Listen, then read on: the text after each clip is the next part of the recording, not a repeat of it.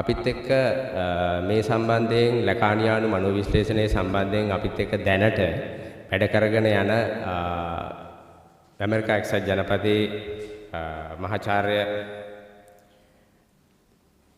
සැමුවල් මැකෝමි සහ analyst Benjamin රැමී කියන අපේ සහෘදයන් දෙදෙනාගේ පණිවිඩයක් අපිට එවලා තියෙනවා. උන්ට ඔන්ලයින් අපි සම්බන්ධ කරගන්න හැදුවත් අපි යම්කිසි තාක්ෂණික දෝෂයක් කරහා ප්‍රශ්නයක් වෙන්න පුළුවන් නිසා අපි ඒක මගහැරියා. සහ ඔවුන් ඒ නිසා ඔවුන්ගේ සුබ පැතුම් සහ ඔවුන්ගේ අදහස ඉදිරිපත් කරන්න අපිට කෙටි වීඩියෝ දෙකක් එවලා තියෙනවා. Happy Lacan Day from all your friends here at Lectures on Lacan. Today, in honor of Lacan Day, and for all the work that doing Lacan properly requires, I thought I'd focus on something completely uninteresting, namely how exactly to read Lacan, or at least how I read Lacan. Let's start with the beginnings. In Lectures on Lacan this spring, we're studying Seminar 23. The first thing I do when I encounter a new Lacan seminar is I go through with some flashy, colorful tags, and I mark out the different sections of the book. The notes, the endnotes, the index, and the like, so that as I'm reading the book, I can move quickly in between sections, following up on translators' notes, etc. The next thing I do is simply crack the book. I always read multiple times before I make any big decisions about what Lacan might be up to. So you can see, if you take a look at some of my pages here, many different colors of pens, some of which are indicated with highlighters. Here's the jar of pens with which I read. I go through first with one color, then I go through it again with another, writing all kinds of margin notes as needed. And then, when I'm finally ready to pick out a Lacan, I usually go through and highlight that passage in a color that jumps out. In between, I use these. This is a full sheet of paper that I have torn, segmented into quadrants. Then I staple the quadrants into little packets. This is just for me to take notes. So at present, I'm preparing Lecture 6 in our series on Seminar 23, and I've got notes here for the real and writing. Page numbers. Sam, check out 54, 64 to 65. How about J. Fee, phallic enjoyment as parasitic? It's an interesting theme in Seminar 23, so I've marked it here in my reading notes. Once I have a section of the text read, I then take all of my reading notes and all of my different colored passages in the book, and I start organizing them into lectures. Here you can see me preparing Lecture 6. I've got some notes here appended to a clipboard, and then underneath it, I've got the start of Lecture 6 written on legal pad. Just me organizing my thoughts. And as I'm processing these notes and bringing them into my lectures, what I'm also doing is I'm crossing out the sections in my little reading journal that I've been able to keep. This process is like a metabolization. It's like eating food and having it digest. From the beginning encounter with a text, different passages with different colored pens, margin notes, my notes here eventually being processed into written notes and then delivered as lectures. I do not sit down and simply read a Lacan text and then start talking about it. I read it, I think about it, I take the dog for a walk, I write notes here, I write notes there, sometimes I wake up in the middle of the night and start writing notes. There are many, many approaches to reading Lacan, but the one I want to end with, the one I want to emphasize here, is that none of the great approaches are exciting. None of them require you to be brilliant either, though. To be a good reader of Lacan, if you ask me, is to simply have willpower. Desire is not enough. Desire is like a skillet that burns very, very hot. but it has no sides. You can crack an egg on this skillet, and it will immediately slide off the metal surface and into the fire. Desire can get you to a Lacan text, but it cannot get you through a Lacan text. What is required in place of desire is willpower. And in order to make your willpower stick, it has to be organized. That's what this little message is about. Find your way to organize your willpower. Willpower is what's going to put sides on that skillet so that when you crack an egg in it, it doesn't go sizzling off into the fire, but stays right there, cooking up for you. I say all this because I know some of you are just getting started with Lacan. I know some of you are scared to read Lacan. Lacan is not that difficult. You don't have to be brilliant to figure him out. You just have to build your own system, your own way of working through his materials. You can do this, and if you ever need help, I'm here at Lectures on Lacan. You can find us on Substack, Instagram, and YouTube. We always have series going, and everyone is always welcome. Hope to see you there. Have a good Lacan day. Hello all. My name is Benjamin Ramey. I am a Lacanian psychoanalyst in private practice in the United States in the state of Colorado, which is in the Rocky Mountain region. I am also a doctor of clinical psychology and teaching faculty at Meridian University in the Graduate School of Psychology. First, I want to thank everyone for the opportunity to say a few words here during the very first, I believe, Lacan Day in Sri Lanka.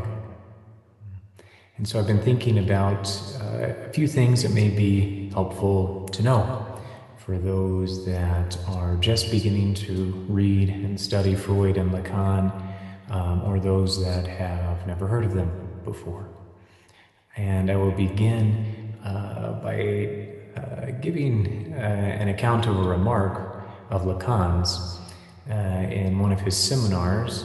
He says that to be a psychoanalyst is to know that nothing malfunctions more than human reality. And this really gets to the heart of psychoanalytic practice and the ethic of desire that guides the psychoanalytic clinic. Freud, in his introduction of psychoanalysis, is nothing less than a scientific revolution within the history of scientific and clinical thought. Freud's work is commented on, expounded by Jacques Lacan, the great French psychoanalyst and psychiatrist, during his seminars, which began in 1953 and didn't end until just a year before his death in 1980. He later died in 1981. Lacan's teaching has spawned now a couple generations of Lacanian psychoanalysts. What does that mean exactly? Well, it means that we are psychoanalysts that read and take Freud seriously, and also read Freud by way of the teaching of Lacan. For us, psychoanalysis is primarily a clinical practice, not a theory, not a system for investigating politics or film, primarily. There's many different ways one could use to do that. But psychoanalysis is for us primarily a clinical practice, and one that has dramatic effects. And it's hard to get a sense of exactly what that practice is unless one has experienced psychoanalysis for themselves by way of the couch, meaning in treatment with a psychoanalyst. So I want to leave you with this quote of Lacan's again, that to be a psychoanalyst is to understand that nothing malfunctions more than human reality, so that we can begin to think about the new path that psychoanalysis has been blazing. It's very easy to get distracted by seeming similarities within the field of psychoanalysis and how it corresponds to ideas in other fields. But I think when we begin to do this, when we begin to draw those connections to psychoanalysis' relation to other fields, we begin to lose the radical core of psychoanalytic theory. What is the radical core of psychoanalytic theory? Well, it begins with Freud's introduction of the drive. That which cannot be mastered, that which produces symptoms in one's life, but also that which guides our clinic and is the basis of the clinical exercise that we undergo within psychoanalytic treatment. So I want to welcome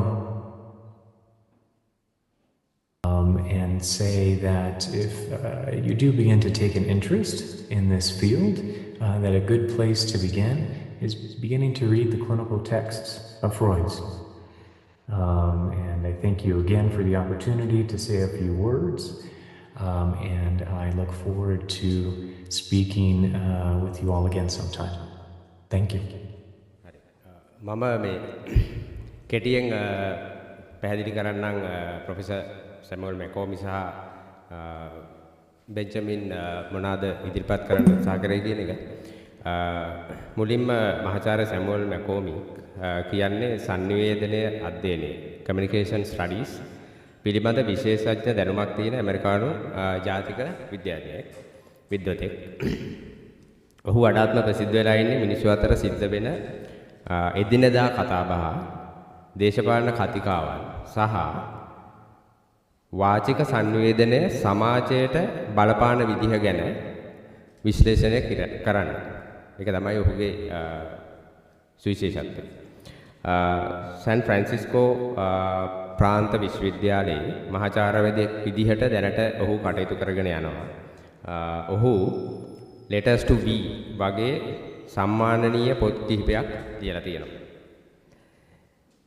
මේ වීඩියෝවෙන් ඔහු ප්‍රධාන වශයෙන් පැහැදිලි කරන්න උත්සාහ කරන්නේ ලැකාන්ගේ සංකීර්ණ ලියවිලි විශේෂයෙන්ම සෙමිනා 23 වගේ දේවල් සාර්ථකව කියවන්නේ සහ තේරුම් ගන්නේ කොහොමද කියන එක තමයි ඔහුගේ පුද්ගලික ක්‍රමවේදය. ඒක තමයි අර ඔහු සිස්ටම් එකක් බිල්ඩ් අප් කරන එක ගැන කතා කරන්නේ. ඔහු ලැකාන්ගේ පොත් කියවද්දී විවිධ පාට පෑන් සහ හයිලයිටර්ස් පාවිච්චි කරමින් කිහිප වතාවම කියවන බව මෙහිදී සඳහන් කරා. ඒ වගේම කුඩා කොළ කැබලි වල තමන්ගේ අදහස් සටහන් කරගෙන පසුව ඒ සටහන් ක්‍රමානුකූලව ගොනු කරගනිමින් තමන්ගේ දේශන සකස් කරගන්න ආකාරය තමයි එතුමා පෙන්වා දෙන්න උත්සාහ කරේ. ඔහු ඒ ක්‍රියාවලිය හඳුන්වන්නේ හරියට අර මෙටබලයිසේෂන් ඒ කියන්නේ අර ආහාර ජීර්ණය වගේ දිරවීමක් වගේ ක්‍රියාවලියක් විදිහට තමයි ඔහු මේ ලර්නින් එකේ සිස්ටම් එක හඳුන්වන්නේ. මෙතනදී ඔහු ලබා දෙන වැදගත්ම පණිවිඩය තමයි ලැකාන්ගේ දේවල් තේරුම් ගන්න ඔබ අසාමාන්‍ය බුද්ධියක් අවශ්‍ය වෙන්නේ නැහැ කියන එක. ඒ වෙනුවට ඔබට අවශ්‍ය වෙන්නේ අදිෂ්ඨානය. ඔහු එය උදාහරණ කිහිපයකින් පැහැදිලි කරා. කියන්නේ කැමැත්ත. desire කියන්නේ හරියට ගැටිත්තක් වගේ. රත් වෙච්ච ගැටිත්තක් නැති රත් වෙච්ච තාච්චයක් වගේ. බිත්තරයක් දැම්මොත් ඒක ලිස්සලා ගින්නට වැටෙනවා. ඒත් ඔබේ අදිෂ්ඨානය හරහා ඔබට පුළුවන් තාච්චියට ගැට්ටක් නිර්මාණය කරලා ඔබේ අරමුණ සාර්ථක කරගන්න. අවසාන වශයෙන් ලැකාන්න කියවන්න බය වෙන්න එපා කියලත් ඔහු සඳහන් කරා. තමන්ගේම ක්‍රමවේදයක් සිස්ටම් එකක් හදාගෙන අදිෂ්ඨානයෙන් ඒ දේවල් අධ්‍යයනය කරන්න කියන එක තමයි ඔහු නැවත නැවත අපිට මතක් කළේ. ඒ වගේම ඔබට මේ සම්බන්ධයෙන් තවදුරටත් උදව් අවශ්‍ය නම් Subtract Instagram සහ YouTube හරහා lectures on Lacan සමග සම්බන්ධ වෙන්න පුළුවන් කියන එකත් එතුමා ආරාධනා කරා අවසාන වශයෙන්. ඊළඟට Dr.Benjamin Ramey ඔහු කොලරාඩෝ සායනික මනෝවිද්‍යාඥයෙකු ලකානියන් මනෝවිද්‍යාඥයෙකු විදිහට වැඩ කරනවා. මනෝවිශ්ලේෂකයෙක් විදිහට. එතුමා ලංකාවේ පවත්වන මේ පළමු ලකාන් දිනයට තම සතුට පළ කරා. සහ වැදගත් කරුණු කීපයක් මේ විදිහට අරගෙන ආවා. විශේෂයෙන් ලකාන්ගේ ප්‍රසිද්ධ කියමනක් වෙන මිනිස් යථාර්ථයට වඩා අඩපණවන වෙනත් කිසිවක් නොමැති බව අවබෝධ කර ගැනීම තමයි මනෝවිශ්ලේෂකයෙකු බීම කියලා කියන්නේ කියන එක තමයි ඔහු අවධාරණය කළේ. ඔහු පැහැදිලි කරන විදිහට ෆ්‍රොයිඩ්ගේ මනෝවිශ්ලේෂණය කියන්නේ විද්‍යාත්මක විප්ලවයක්. ලකානියානු මනෝවිශ්ලේෂකයන් කරන්නේ ෆ්‍රොයිඩ් ඊටාම බැරෑරුම්ම අරගෙන ලකාන්ගේ ඉගෙනීම් හරහා ෆ්‍රොයිඩ්ව කියවන එක. ඒ වගේම මනෝවිශ්ලේෂණය කියන්නේ දේශපාලනය හෝ චිත්‍රපට විමර්ශනය කරන නිකම්ම න්‍යායක් නෙවෙයි කියන එකත් ඔහු සඳහන් කරා. ඊට අමතරව තව ඊට ඔබට යන්න පුළුවන් කියන එක. එය සම්පූර්ණයෙන්ම සායනික භාවිතාවක්. අවසානයේ කියන්නේ ඇත්ත තේරුමට එන්නේ ඒක සායනයට ආපම. එහි සැබෑ ස්වභාවය අවබෝධ කරගන්න නම් කෙනෙක් මනෝවිශ්ලේෂණයට භාජනය වෙන්න ඕන කියන එක තමයි ඔහු අවසන් වශයෙන් සඳහන් කරේ. ඒ කෙටි හැඳින්වීම ඔවුන් දෙදෙනාගේ පණිවිඩය සම්බන්ධයෙන්